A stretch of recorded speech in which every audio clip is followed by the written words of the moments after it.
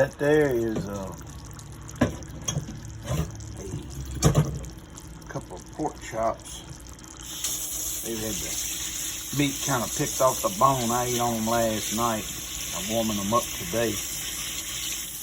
And this gravy that comes with it is I cooked down some onions and some mushroom gravy. If you're wondering what this white is, I actually poached 2 eggs in the gravy, right? So that's my lunch for today.